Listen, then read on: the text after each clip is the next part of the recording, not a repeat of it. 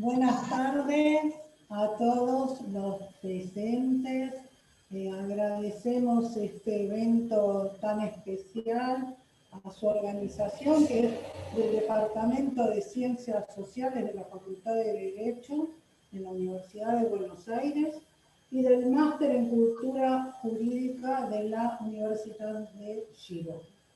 Hoy nos reunimos para hablar de un tema muy especial. Y Alisa Zinovieska Rosenbaum, más conocida como Ayn Rand, una escritora y filósofa rusa que vivió parte de su vida en Estados Unidos. Fue autora de varias novelas y desarrolló un sistema filosófico conocido como el objetivismo. Rand defendía el egoísmo racional, el individualismo y el capitalismo, y lo tomaba como el único sistema económico. Por eso hoy nos vamos a acercar a su pensamiento desde la economía, desde la ética y desde el derecho. Hoy van a exponer este tema tan importante María Martí,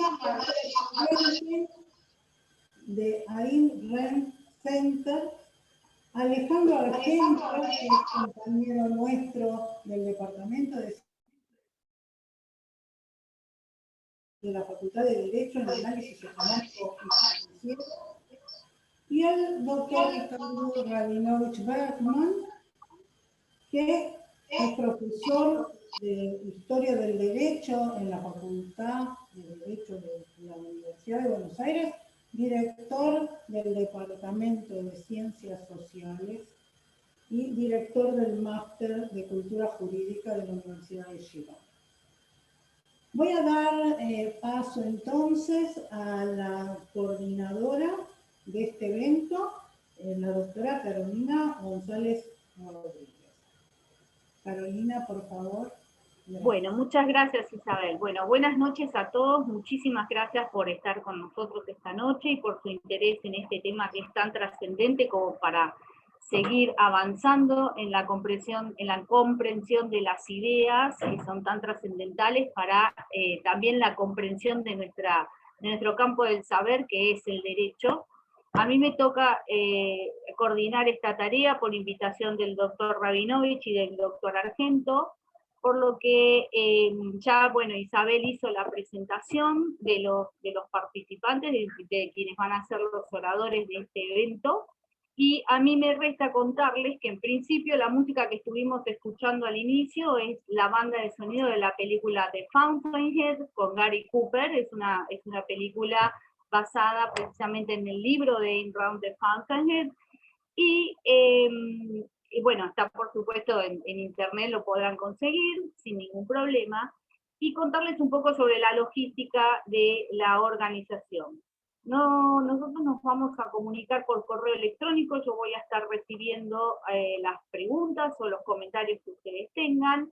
En la medida de lo posible, si el tiempo lo permite, los expositores contestarán darán las respuestas o contestarán esas preguntas al finalizar el evento, y caso contrario, si eso no es posible, voy a poner en el chat del evento, voy a poner la dirección del Departamento de Ciencias Sociales, que organizó con la persona del doctor Rabinovich nuestra reunión de hoy, y tengo entendido que la señora Martí también va a poner a disposición su correo electrónico de manera tal que puedan transmitir estas inquietudes que podrían quedar pendientes directamente a los expositores. El orden de presentación va a ser primero el doctor Rabinovich, luego el doctor Argento, y finalmente, como frutilla del postre, para decirlo coloquialmente, la expositora principal de nuestra reunión, la señora María Martí. Así que nuevamente muchísimas gracias por su interés y muchísimas gracias por participar. Largamos entonces, doctor Rabinovich, si les parece bien. Muchísimas gracias, Carolina. Bueno, un gusto contar con tanta y tan buena gente. Este es un evento que realmente le agradezco muchísimo a mi querido amigo Alejandro Argento, y le agradezco muchísimo a María Martí que nos haya hecho el honor de acompañarnos. Porque no son demasiados, y por supuesto vos, Carolina, lógicamente, como no podría ser de otra manera, no son demasiados los eventos que se hacen en las facultades de Derecho sobre el pensamiento de esta señora a la que hacía referencia recién mi querida compañera de gestión del Departamento de Ciencias Sociales, la profesora doctora Isabel González Nieves, Alisa Zinovievna Rosenbaum.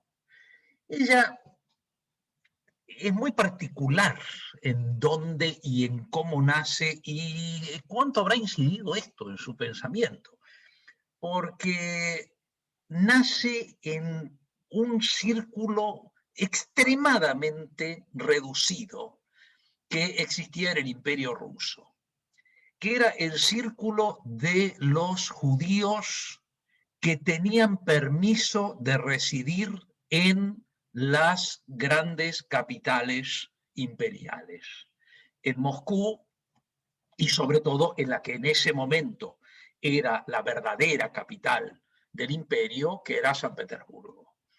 En general, la mayoría de los judíos del imperio tenían prohibido ingresar, salvo para viajes concretos de ida y salida y con un permiso especial, ingresar más allá de la llamada demarcación que había en el imperio. Por eso la mayoría de los judíos vivían en las regiones periféricas del imperio, en lo que hoy en día es Chequia, Eslovaquia, Rumania, Belarus, etc.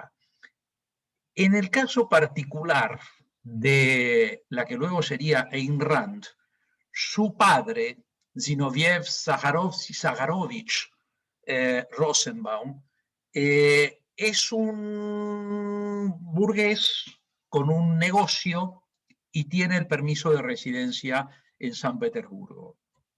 Todo esto se va a caer con la segunda revolución del 17. Ella es muy chiquita cuando ocurre la revolución del 17, tiene apenas 12 años, es adolescente. Igualmente se siente, según ella va a contar después, tentada por Kerensky, lo cual era absolutamente lógico. No me extraña que no sintiera simpatía por Nicolás II, pero luego la situación de la familia se va a poner bastante complicada cuando venga la segunda revolución y se produzca el pasaje del poder al Soviet Supremo. Aquí la familia va a hacer lo que hicieron muchas familias burguesas que pudieron, que es lo que característicamente se ve en Doctor Zhivago. O sea, la familia se sube a un tren o a lo que pueda y se va de la zona central del imperio. Ellos se van a ir a Odessa, se van a ir a la región de Crimea, porque esa es una parte donde era la parte que más judíos había dentro de las ciudades importantes del imperio, y además estaba como alejada, y aparte allí todavía el ejército blanco, el ejército contrarrevolucionario, tenía bastante fuerza. Luego ellos van a volver a San Petersburgo, y esto se va a notar en uno de sus libros. Se va a notar en el que, para mi forma de ver, es, supongo que lo están viendo aquí, este es We the Living. Es el primer libro importante, hay publicaciones menores. ¿Se está viendo, Carolina, el libro? Yo lo veo bien, doctor. Vale, gracias. También. Esta es una de las ediciones más características en inglés de We the Living, y esta es una traducción al castellano, Los que vivimos. El libro es un libro, ella va a decir en un momento, es lo más cercano a una autobiografía que escribí y que voy a escribir en toda mi vida. El comienzo hace pensar en que ella está recordando la Petrogrado, ya le había cambiado el nombre, a la que ella volvía después de ese tiempo que estuvieron en Crimea. En este libro, que es una novela que en su primera edición estuvo bastante mal escrita. Ayn Rand, como decía Isabel, va a aprender el inglés tardíamente en su vida. Ella era, lógicamente, ruso parlante, pero también era fluida en alemán y en francés, pero no en inglés. Ella va a aprender el inglés tardíamente, se detecta un acento en ella siempre, que lo va a perder, pero se nota siempre el acento en ella, y se nota en su manera de escribir el inglés que a veces está pensando o en alemán o en ruso y escribiendo en inglés, sobre todo en sus libros literarios. A mí personalmente el estilo literario de Ayn Rand en general no me gusta, y lo que sí me parece que es notable en Ayn Rand es su capacidad de construir finales impresionantes. O sea, los finales de sus obras literarias son cinematográficos, son absolutamente cinematográficos. El final de We the Living, con la sonrisa de Kira a lo que pudo haber sido, ese final concreta todo el libro. El libro es la tragedia de vivir bajo un sistema donde no se hace lugar al individuo, donde no se hace lugar a la libertad del existente, donde no se hace lugar al proyecto existencial. Para esa misma época, ella estaba escribiendo Anthem. Anthem es una especie de cuento, es una novela pequeñita, es lo que en inglés se llama novela, en lugar de otra denominación. Es un cuento largo o una novela muy chiquita. Es el ejercicio que Ayn Rand va a hacer en la distopía futurista. Este trabajo es un trabajo que se puede encontrar vinculado con las grandes distopías futuristas de la primera mitad del siglo XX, característicamente con Brave New World de Aldous Huxley, y también, si se quiere, yendo un poquito más adelante, con el 1984 de George Orwell y otras distopías que aparecen en esa época. Se tradujo muy tempranamente al castellano, y esta es una verdadera joya, publicada por la editorial Flecha en el año 1954 en Buenos Aires, y hasta donde yo sé la primera traducción al castellano, que aparece con el nombre Vivir. De Anthem, himno, no sé por qué no les gustó himno, y tradujeron por Vivir. Es una distopía que tenía que haber sido llevada al cine, y desgraciadamente no ha sido llevada al cine. Es la lucha por el individuo, en una sociedad en la cual I, yo, es una palabra prohibida y debe ser reemplazada por la palabra we, nosotros. Y la lucha de individuos que se resisten a dejar de pensar en medio de un sistema jurídico opresivo. Ahora ella ya no está hablando de su propia vida, ya no está hablando de la Unión Soviética, de la República Soviética de Rusia, ahora está hablando de un futuro distópico. Va a dejar la distopía cuando escriba su primera novela, de las dos que va a haber, su primera novela larga, larga de más. The Fountainhead, que como bien decía Carolina recién, estábamos escuchando la banda de sonido de la, a mi forma de ver, malísima película. A Ayn Rand tampoco le gustó, dicho sea de paso, la película. The Fountainhead es el libro que ella escribe al mismo tiempo que está escribiendo Anthem. Anthem es una especie de ejercicio mientras está escribiendo The Fountainhead, que se traduce al castellano como El manantial, es una correcta traducción, y que por el tamaño en muchas ediciones en castellano salió en 2 volúmenes, porque una de las cosas que se le criticó en la edición norteamericana es que era un volumen muy gordo y muy difícil de leer. Máxime que estas ediciones son ediciones que uno las va leyendo y se van desarmando a medida que las lee.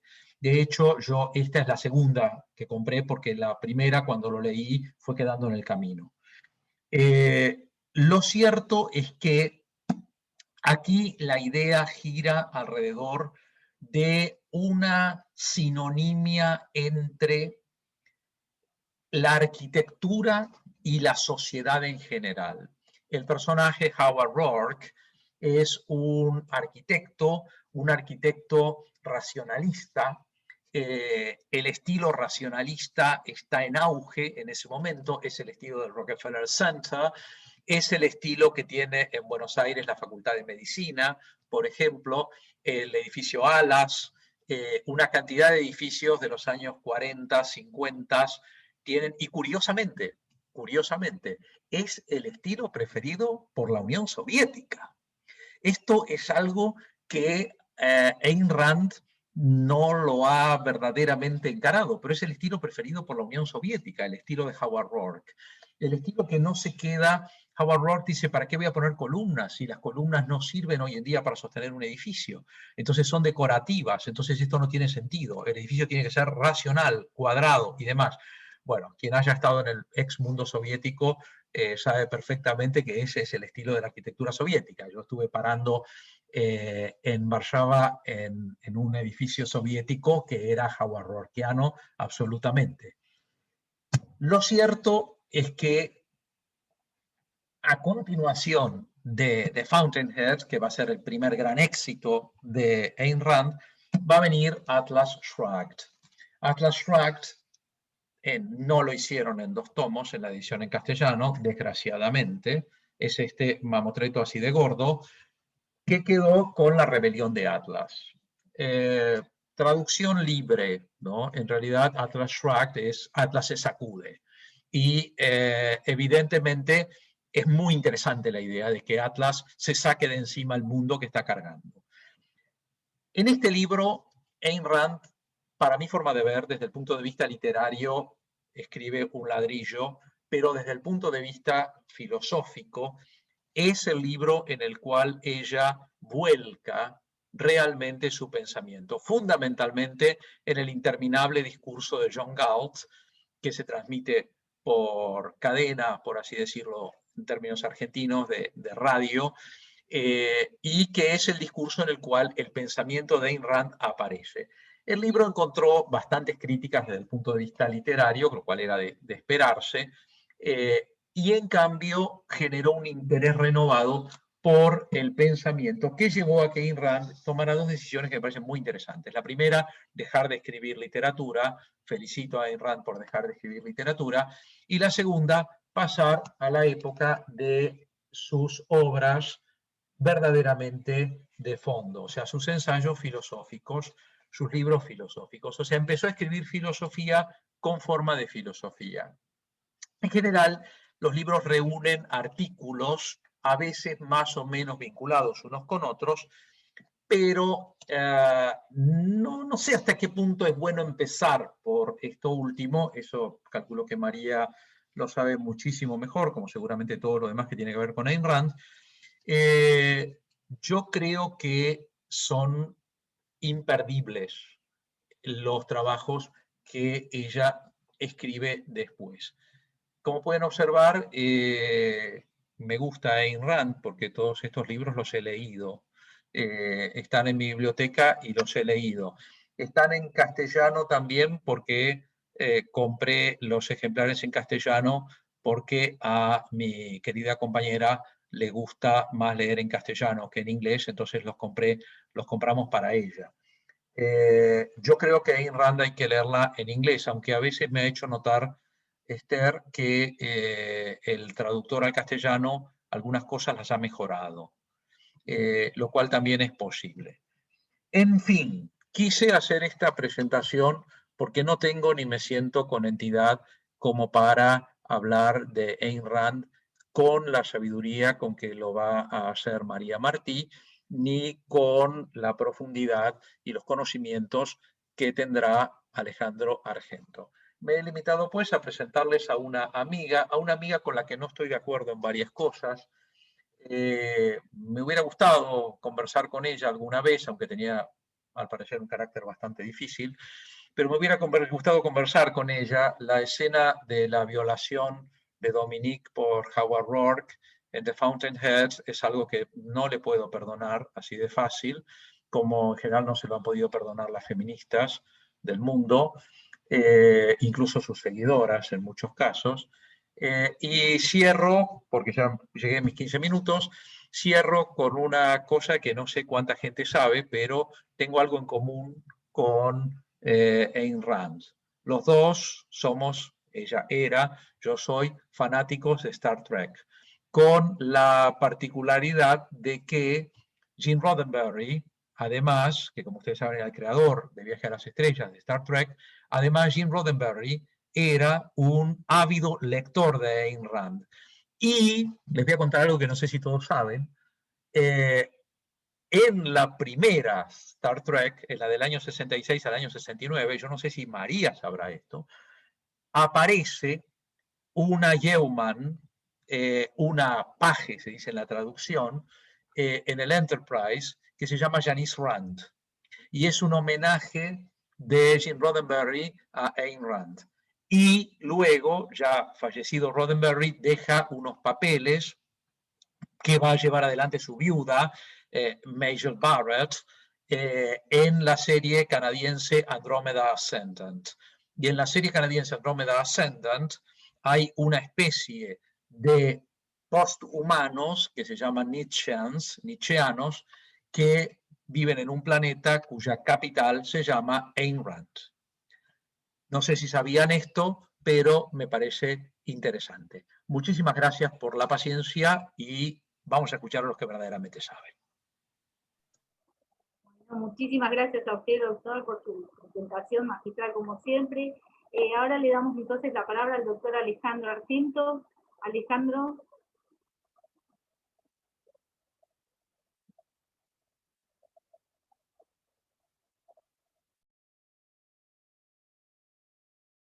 Alejandro, estás muteado, no tienes el micrófono abierto. ¿Ahora me escuchás? Ahora sí. Bueno, la verdad, sí. Ahí espera. Bueno, la verdad, me quedan grandes los elogios de Ricardo. Espero poder estar a la altura de las expectativas de este evento y quiero agradecerle tanto a Ricardo como a María haber aceptado esta loca idea de recordar a alguien que creo merece tener un espacio en la Universidad de Buenos Aires, puesto que el concepto de universidad implica universalidad de conocimiento. Y no puede ser que la fundadora de la filosofía objetivista y quien ha dejado una serie de conceptos en materia de análisis económico muy valiosos, a pesar de que no escribió específicamente sobre economía. Vamos a intentar en estos 20 minutos mencionar cuáles son los conceptos que derivan principalmente de la rebelión de Atlas y de la virtud del egoísmo en torno a el análisis económico. Para eso yo me voy a centrar en 3 ideas que ella desarrolla en forma bastante acabada. La primera es el concepto del dinero que tiene Ayn Rand. La segunda es el concepto de la producción. Y la tercera es el concepto de el marco regulatorio y los mercados intervenidos. Respecto del dinero, bueno, en el discurso de D'Anconia surge una pregunta o una afirmación, diría yo, que dispara la explicación acerca del concepto del dinero. ¿Por qué? Porque está, por decirlo de alguna manera, muy difundido, y el imaginario popular diría hasta que lo acepta de buena gana, la idea de que el dinero es el origen de toda la maldad.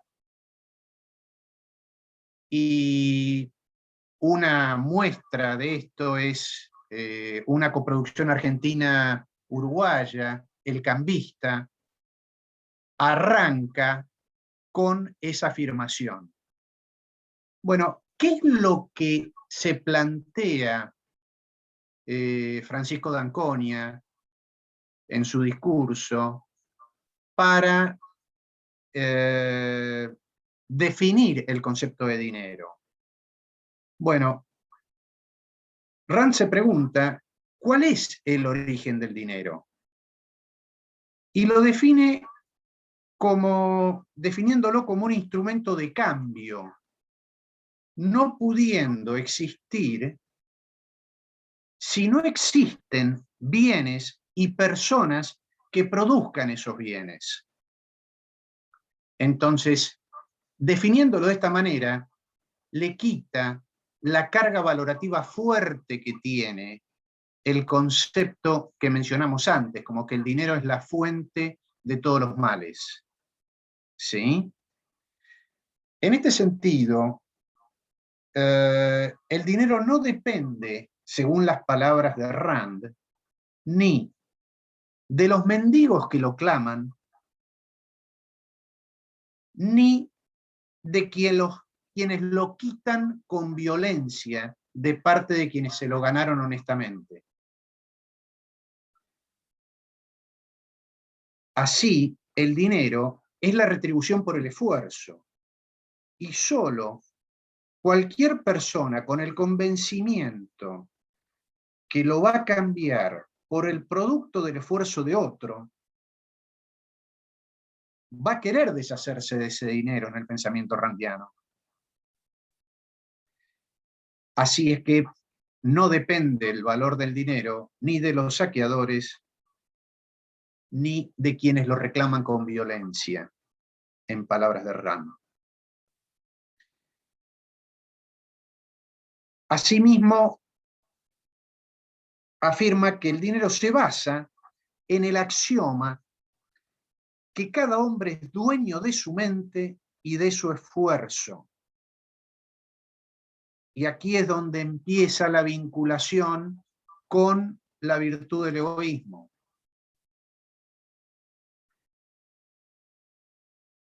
Haciendo un poco de vinculación de la teoría general monetaria con la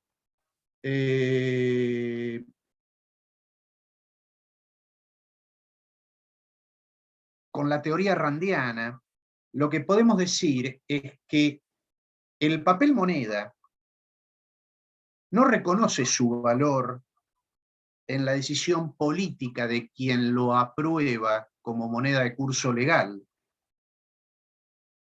sino que su valor está íntimamente vinculado con el stock de capital de un país y con el manejo que sus gobiernos hagan de la política monetaria.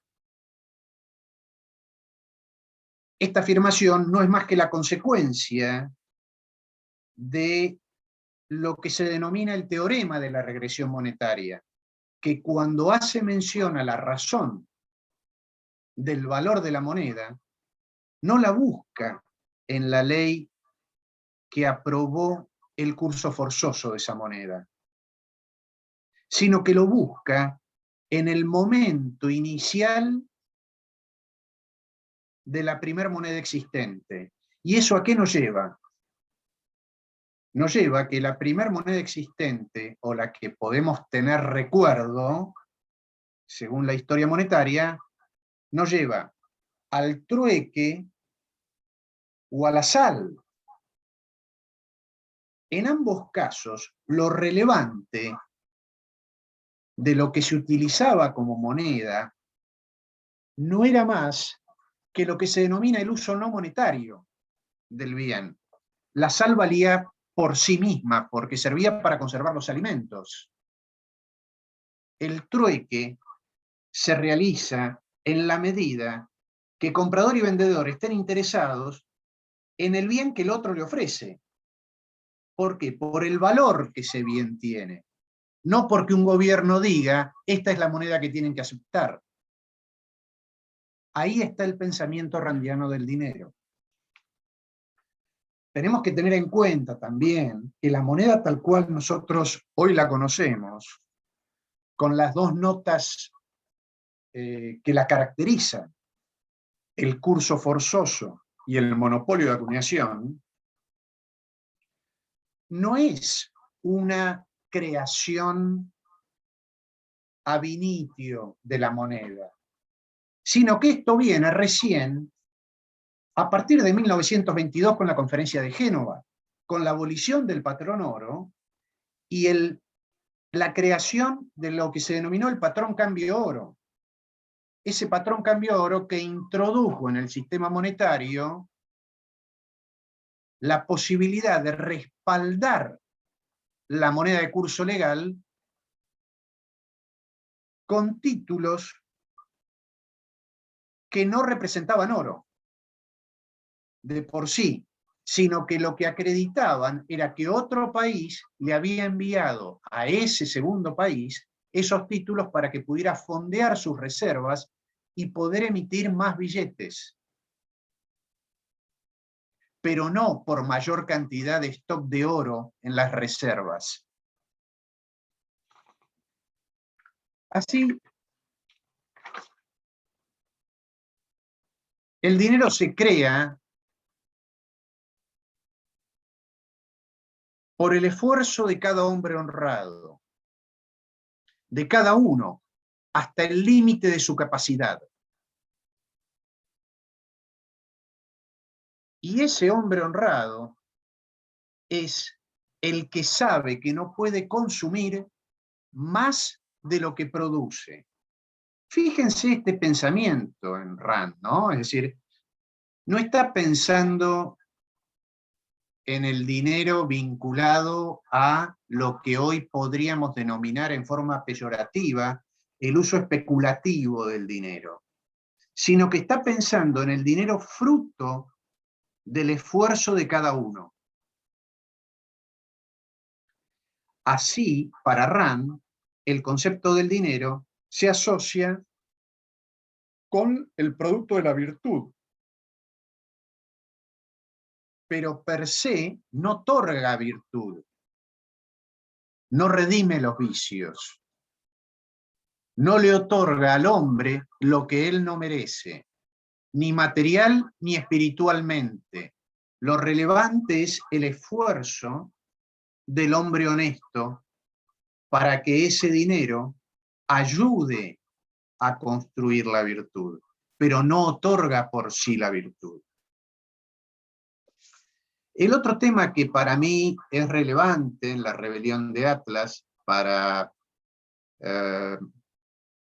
dar unos lineamientos de análisis económico es el enfoque que Rand tiene respecto de la producción. Rand no puede concebir la fabricación de una máquina solo con el trabajo humano, como tampoco la producción del pan con la fuerza del amasado. En ambos casos existe previamente el pensamiento humano. ¿Por qué? Porque sin alguien que tenga el concepto de la máquina y la diseñe, la máquina no va a poder fabricar nada. Lo mismo, sin alguien que tenga el concepto del grano de trigo, no se va a poder hacer harina, y menos amasar el pan. Entonces, la producción está íntimamente relacionada con el pensamiento humano. Nos enseña Rand también que la producción material es el resultado del aspecto más noble y elevado del hombre, de su mente creativa, de su juicio racional independiente, que es, en última instancia, su mejor atributo y la única fuente de su moralidad. Derivado de este razonamiento, no habrá un sistema económico floreciente sin el respeto al pensamiento y juicio racional independiente.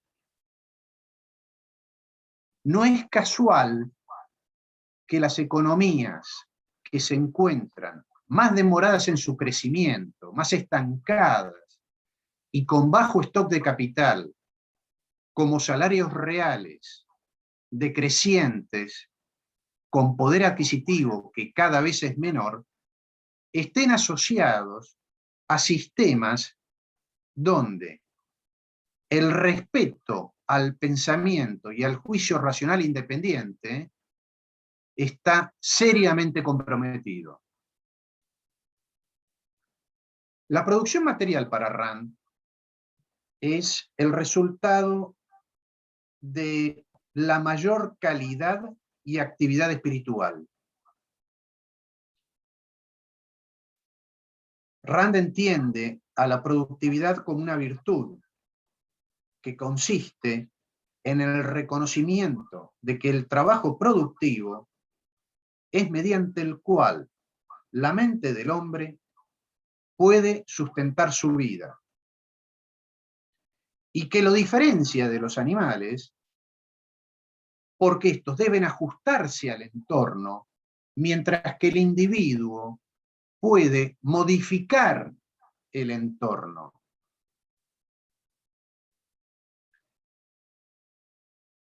Aquí es donde, en La virtud del egoísmo, Rand nos enseña que el trabajo productivo es el camino para los logros ilimitados de los hombres y requiere los atributos más elevados de su carácter: su habilidad creativa, su ambición, su autoafirmación y su negativa a aceptar la responsabilidad por todos aquellos desastres o daños que él no ha causado.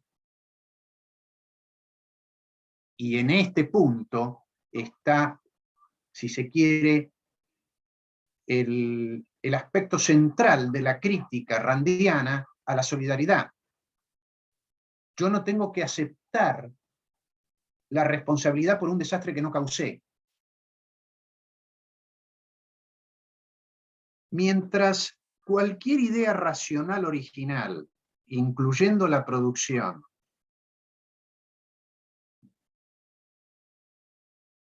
Rand lo muestra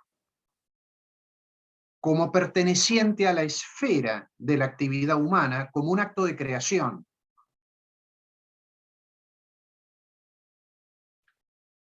Esto es parte de lo que sostiene el personaje de John Galt en La rebelión de Atlas, ¿no?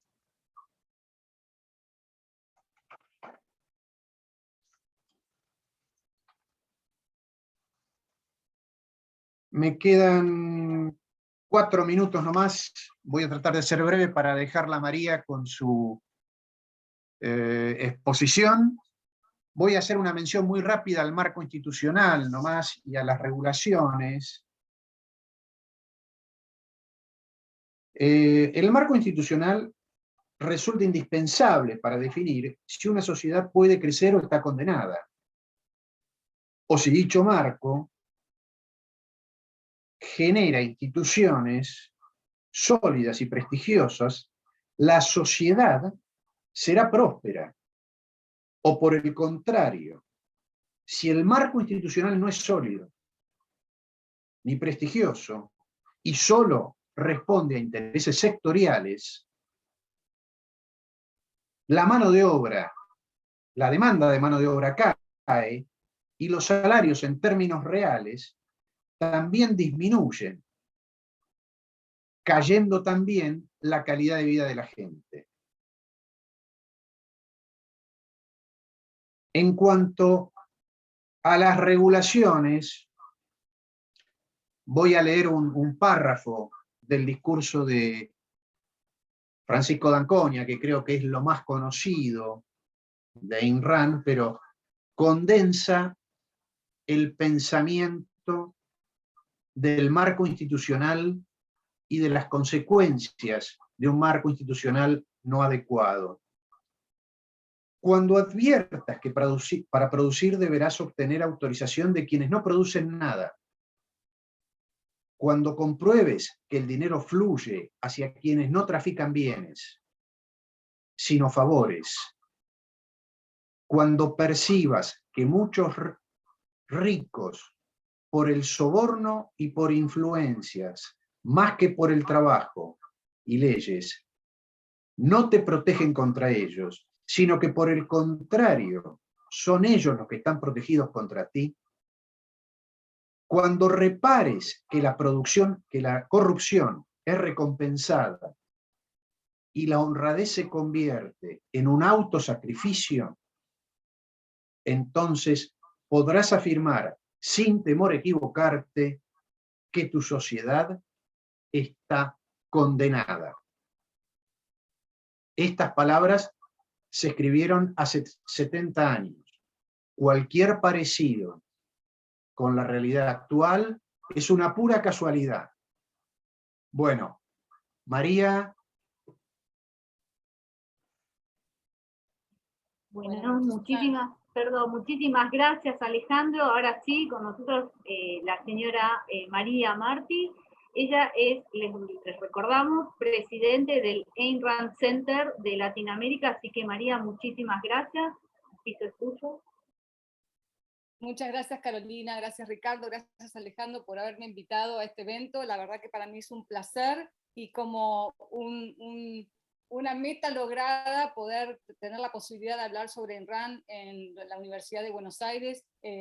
Sé que hay mucha gente en Latinoamérica curiosa sobre Ayn Rand, algunos han leído sus libros, algunos han leído algo de alguien que ha leído los libros, entonces tienen bastante confusión respecto a los conceptos más importantes de Ayn Rand, así que bienvenido a este evento para poder aclarar esos conceptos. Aclaro que yo no soy filósofa, sí estudié 3 años de filosofía en el Ayn Rand Institute, un programa de filosofía intenso, sobre todo sobre objetivismo, pero también comparando a Ayn Rand con otros filósofos, que realmente me cambió mucho la cabeza y me ayudó muchísimo a pensar filosóficamente, ¿no? Que eso es básicamente lo que Ayn Rand nos desafiaba a todos a hacer, a pasar todas las ideas y todas las premisas que venimos aceptando desde que somos pequeños por el filtro de nuestra razón. Ella decía, check your premises, chequea tus premisas para ver si realmente las premisas que uno fue aceptando durante toda la vida son compatibles con la naturaleza humana y nos permiten vivir una vida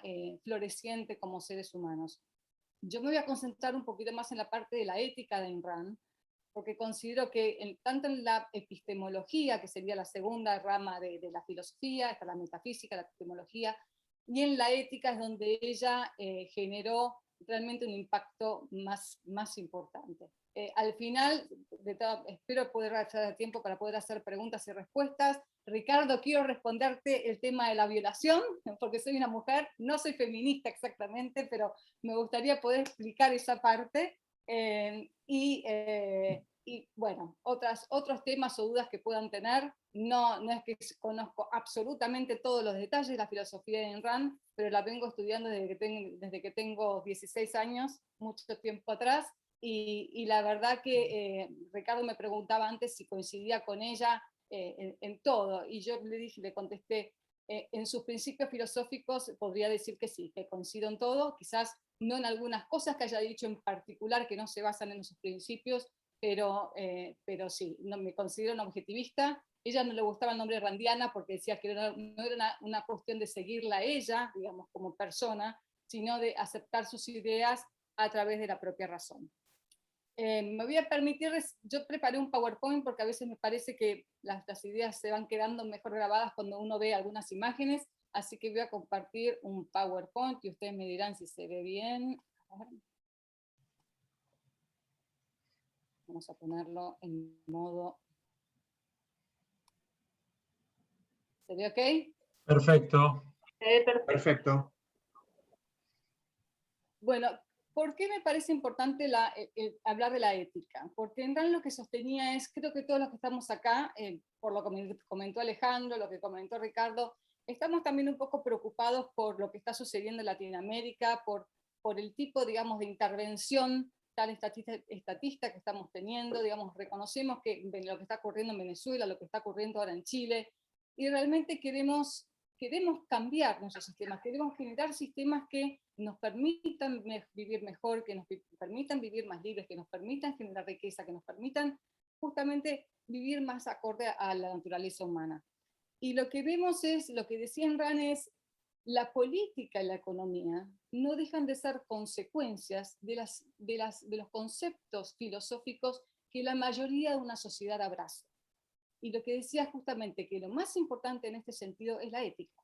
La política no deja de ser una derivación de la ética. Y por eso es tan importante, digamos, de alguna manera, si tenemos un iceberg, es si queremos trabajar en los cambios políticos y económicos, lo primero que tenemos que hacer es bucear al fondo, ver cuáles son las premisas éticas que aceptamos, a veces en forma consciente, a veces en forma inconsciente, y cambiarlas. Mientras no cambiemos eso, pocos resultados vamos a ver en la política y en la economía. ¿Por qué? Porque la gente de alguna manera cuando vota, vamos a hablar un poco más de los sistemas democráticos, se basan en sus valores éticos. Otra vez, nuevamente, a veces conscientes, a veces no conscientes, pero lo que votan de alguna manera es eso.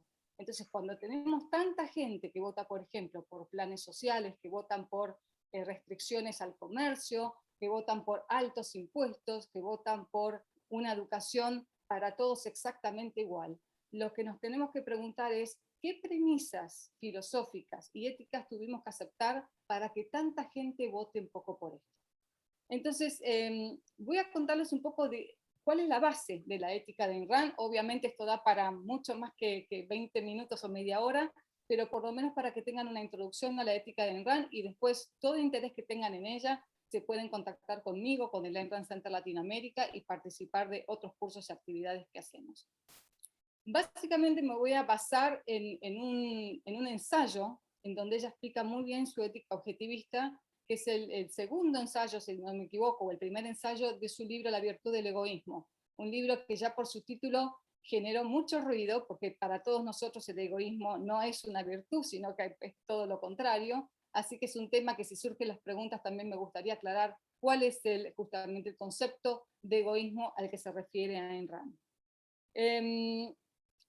¿Qué es lo que dice Ayn Rand? Lo que dice Ayn Rand básicamente es, el gran problema es que hemos aceptado distintas teorías éticas que justamente no ayudan al florecimiento del ser humano, sino por todo lo contrario. A la larga, esa ética puesta en práctica termina destruyendo las posibilidades del ser humano.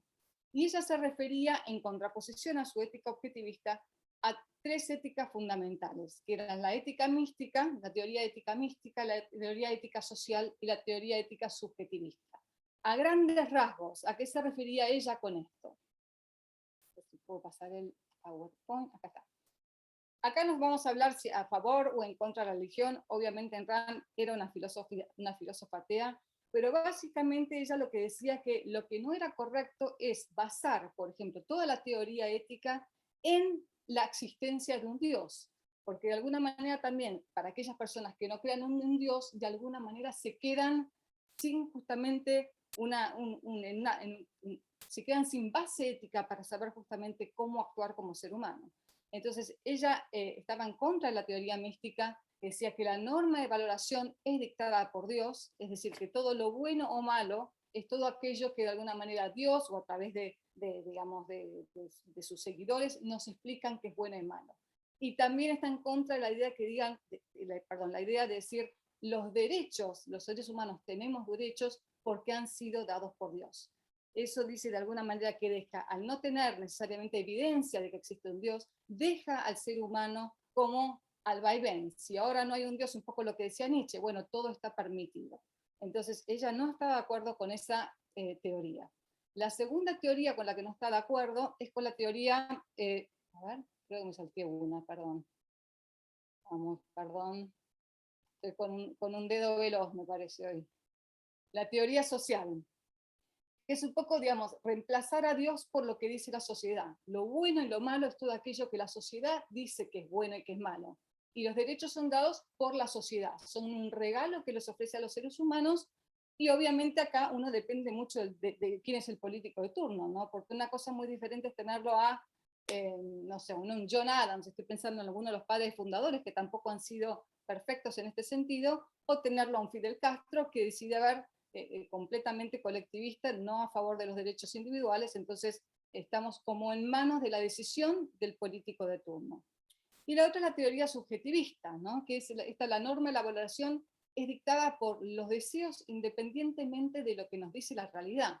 ¿Es bueno o malo todo aquello que yo deseo o no deseo en el momento? Y si yo deseo algo y me encuentro con un matón que te dice que yo, por ejemplo, deseo respetar a los demás y creo que la libertad es algo bueno y respetar la propiedad de los demás es algo bueno, pero me encuentro con un Al Capone, me encuentro con un matón que me dice mi deseo es otro completamente diferente, entonces ninguno de nosotros tiene razón, en definitiva, porque las valoraciones son completamente subjetivas y no hay una verdad, perdón, no hay valores objetivos. Entonces, en este caso, los derechos son relativos y dependen de cada uno, de cada sociedad o de cada época. Que, a contrario de estas teorías, ¿qué es lo que sostiene Ayn Rand? Que es su teoría objetivista de la ética. Que la norma de valoración es dictada por lo que requiere la naturaleza humana. Ella lo que dice es, no podemos separar o dividir lo que es la ética de la ética para quién. Es decir, los valores, la ética sirven a alguien, en este caso es un ser humano. Entonces tenemos que definir qué es lo bueno y qué es lo malo, justamente teniendo en cuenta lo que es la vida del ser humano como ser racional, no como ameba, no como silla, no como planta, sino teniendo en cuenta lo que requiere la naturaleza humana. Y por eso mismo los derechos, que después vamos a ver un poco justamente cuál es su percepción de los derechos, son un principio que definen y sancionan la libertad de acción de un hombre en un contexto social. Y esto lo voy a dejar para explicarlo un poquito más adelante. Para avanzar con esto, según la teoría, otra vez objetivista, ¿qué es la ética o moral? Y yo creo que a veces parece un poco abstracto, pero me parece fundamental aclarar esto para entender realmente de qué está hablando Rand. Lo que ella dice es la ética es un código de valores para guiar las elecciones y acciones del ser humano. Las elecciones y acciones que determinarán el propósito y el curso de su vida.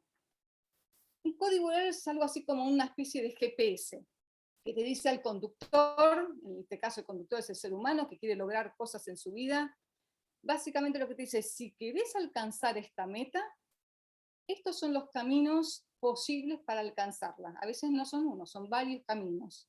Y por descarte, estos otros caminos no te conducirían a su destino. Es decir, que de alguna manera lo ético te dice, si vos querés alcanzar esta meta, estos son los caminos que te pueden llevar y evita estos caminos porque te van a llevar a no alcanzar ese objetivo. Básicamente, como ciencia se ocupa de hallar eso y definirte este código justamente para que lo puedas alcanzar. Ahora, ¿qué es lo más fundamental? ¿Cuál es la alternativa fundamental de los seres vivos? Y acá de los seres vivos estamos diciendo los seres humanos, las plantas y los animales. La opción fundamental, la alternativa fundamental que tenemos es vivir o morir. Es decir, es lo básico. Si uno quiere morir, no hay valores acá que ya entren en juego, uno conoce la ley de la gravedad, viene corriendo, se tira a un 9º piso y listo, y ya nos olvidamos de todos los valores, la ética ya no tiene sentido. Pero lo que Ayn Rand decía es, si uno quiere vivir, entonces tiene que actuar de determinada manera para lograrlo.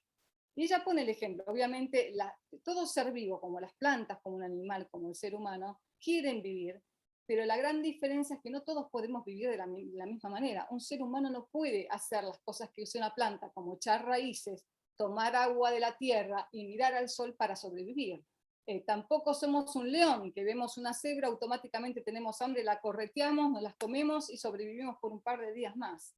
El ser humano es un ser distinto, que tenemos que tener en cuenta su naturaleza para poder definir justamente lo que es bueno y lo que es malo para él.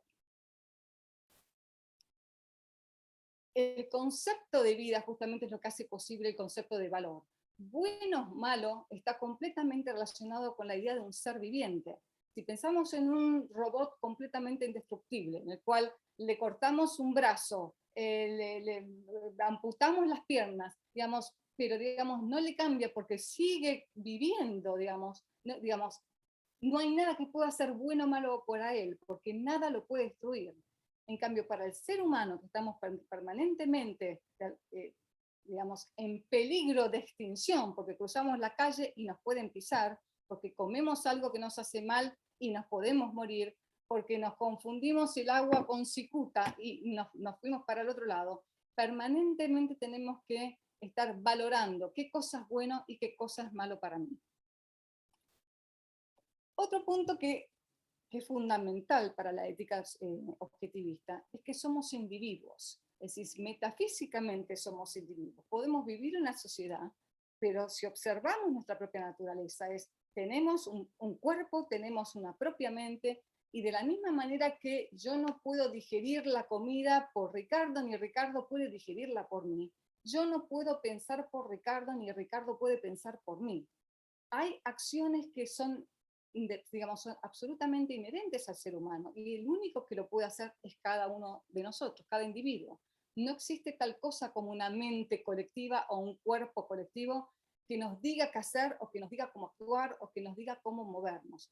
Cada ser humano tiene que mirar la realidad, mirar el contexto, ver su propia naturaleza, decir, bueno, así, de acuerdo a esto, estas son las metas que yo quiero lograr, y es así como yo tengo que actuar. Para la ética objetivista, la norma de valoración es la vida de, perdón, voy a cambiar esto porque me está tapando, es la vida del hombre, y el propósito ético de cada individuo es su propia vida. El principio básico es que, así como la vida es un fin en sí mismo, todo ser humano viviente es un fin en sí mismo, y no el medio para el fin o bienestar de los demás. Y esto en su ética fundamental, porque va a determinar también su visión en la parte política.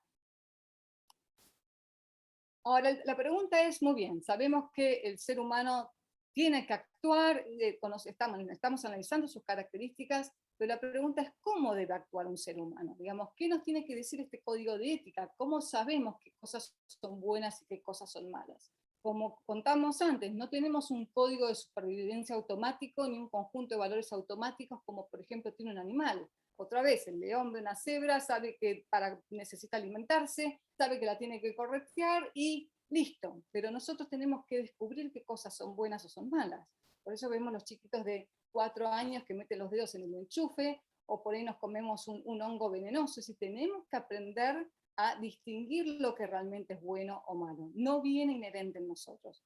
Los sentidos justamente no nos indican qué es bueno y malo para él, qué es beneficioso para su vida y qué la pondrá en peligro.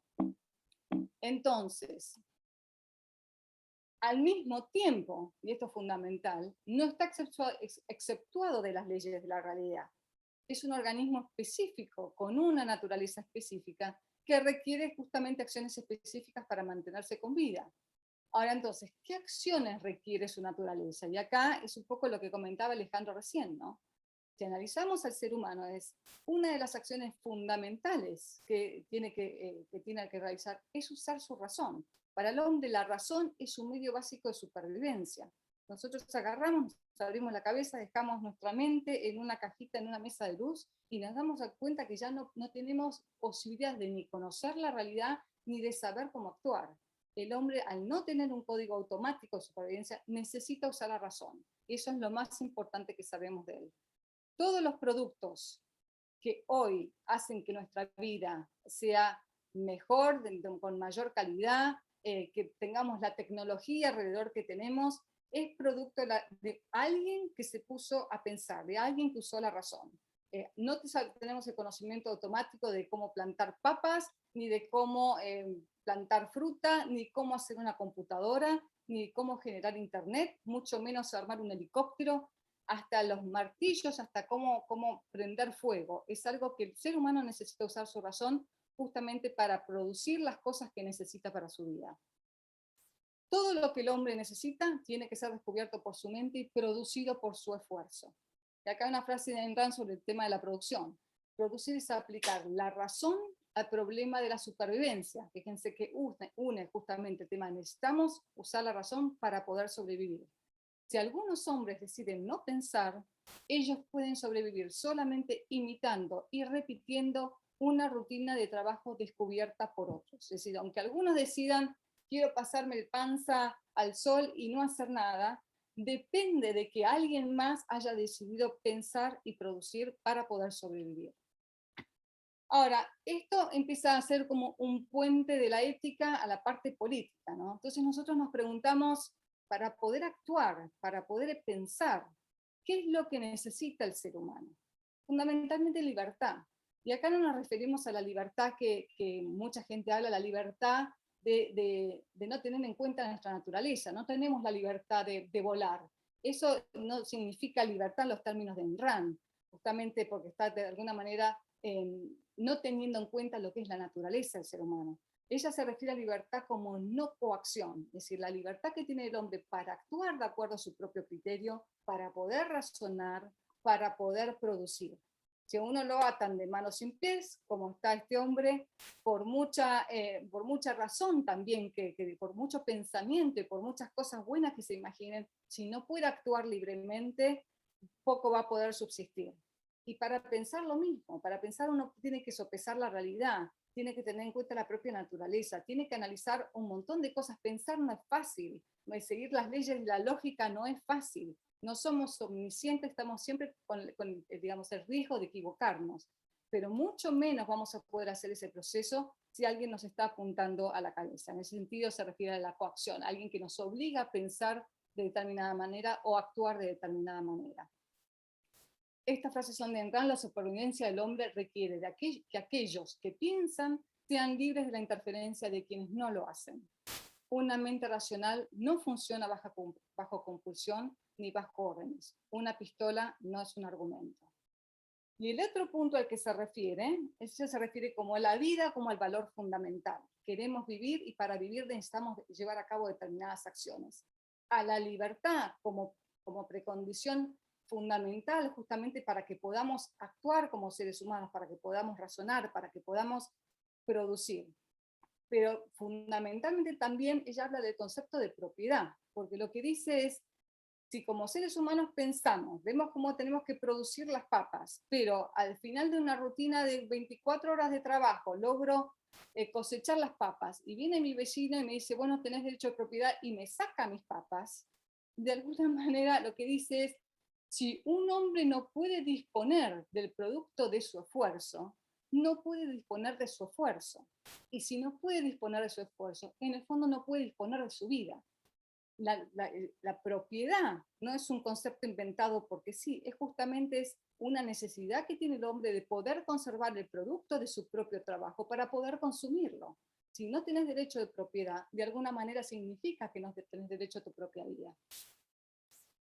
Y acá sí vamos bien al cruce de lo que es la ética y la política. Entonces lo que Ayn Rand dice es, lo que necesita el hombre para poder actuar como individuo es justamente libertad para actuar. Necesita que nadie lo coaccione. Entonces se pregunta, ¿qué protege al hombre de que otro hombre, un grupo o el gobierno le impida llevar a cabo las acciones necesarias para vivir como ser humano? Ese es el concepto de derechos individuales.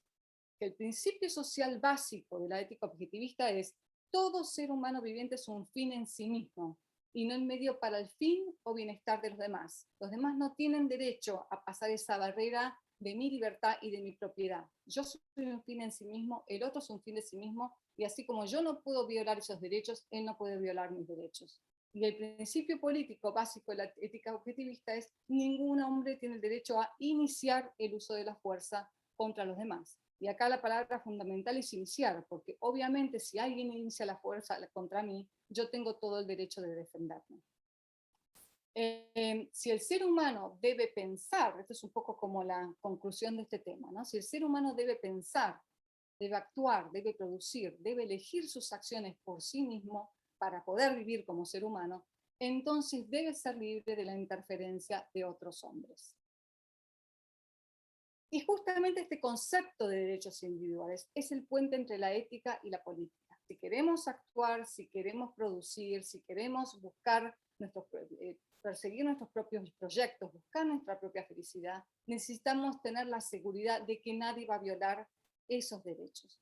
¿Cuáles son los derechos fundamentales? De acuerdo a Ayn Rand, nuestra vida, nuestra libertad, nuestra propiedad, y como bien pusieron los padres fundadores de Estados Unidos, es la búsqueda de la felicidad. Todos somos individuos, tenemos proyectos de vida diferentes, tenemos habilidades diferentes y quizás ponemos en diferentes cosas nuestra meta de alcanzar la felicidad. Entonces ella define los derechos individuales como el reconocimiento social de la naturaleza del hombre, de la conexión entre su supervivencia y el uso de su razón. Son un principio moral que define y sanciona la libertad de acción del hombre en un contexto social. Y acá hay un tema que también es fundamental, así como ella dice que los derechos derivan de la naturaleza del ser humano, de comprender qué necesita el hombre para poder sobrevivir. Al mismo tiempo es un concepto social, porque si nosotros pensamos en un ser humano, en un individuo que se hundió su barco, llegó a una isla desierta, el concepto de derechos individuales acá no tiene mucho sentido, porque no hay nadie que pueda violárselos. Una persona que está sola en una isla tiene derecho a la vida en el sentido que puede hacer todo lo necesario para proveerse las cosas para sobrevivir, pero no va a venir nadie a quitar, digamos, a matarlo o ir en contra de su vida. No hay nadie que venga a, si logró armar una choza, a tirársela abajo, o no tiene nadie que le va a sacar la manzana que pudo rescatar de un árbol o lo que haya logrado producir. Es decir, el concepto de derechos individuales lo que hace es proteger al hombre de otro hombre, de un grupo o fundamentalmente del mismo gobierno. Y voy terminando con esto. Entonces, según ella, hay dos preguntas fundamentales que determinan la naturaleza de cualquier sistema social. El primero es, ¿reconoce los derechos individuales? Y el segundo es, ¿prohíbe el uso de la fuerza física de las relaciones humanas? Y yo creo que esta es una pregunta que deberíamos hacer como ejercicio siempre, ¿no? Cuando analizamos las políticas o los políticos o los gobiernos que tenemos en nuestros países, es, teniendo en cuenta esta ética objetivista, si ustedes coinciden con ellos, si les gusta, es, ¿estamos realmente reconociendo los derechos individuales de las personas? ¿Se está prohibiendo el inicio de la fuerza de unos hombres hacia otros? Y ahí nos vamos a dar cuenta que no, que digamos que se ha reemplazado el concepto de derechos individuales y se lo ha mezclado con esta noción también de derechos sociales, que en definitiva, por ahí no da hora para hablar de esto, no dejan de ser justamente la evasión a lo que es el concepto de los derechos individuales. Les recomiendo, me preguntó también Ricardo, por dónde comienzan, si quieren leer más sobre Ayn Rand y conocer sobre ella. Yo siempre recomiendo empezar por las novelas. No coincido con Ricardo, a mí las novelas me fascinaron, me encantan y me ponen piel de gallina, pero bueno, reconozco que hay mucha gente que siente lo mismo que vos, así que creo que ahí es una cuestión de gustos o qué tipo de estilo le gusta a uno. Pero más allá de todo eso, lo que creo que es fundamental de leer las novelas primeros es porque a veces es mucho más fácil entender los conceptos abstractos cuando uno los ve en la práctica, ¿no? Y yo creo que las novelas de Ayn Rand lo que tienen es que sus personajes representan distintos tipos de filosofía o distintos tipos de visión de la vida. Entonces, estamos viendo gente actuando en sus novelas que de alguna manera cuando luego leemos su filosofía abstracta podemos comprenderla mucho mejor. Ah, este está actuando con una teoría más relativista, este está actuando de forma más objetiva. Estoy diciendo algo en general, ¿no? Pero es mucho más fácil ir de lo concreto a lo abstracto que de lo abstracto a lo concreto. Ahora, si a alguno no le gusta leer novelas y me preguntan por qué libros empezar, yo desde ya recomendaría La virtud del egoísmo, sobre todo el capítulo de la ética objetivista. Tiene un conjunto de ensayos en donde está muy bien plasmada su teoría ética y su teoría política, sobre todo.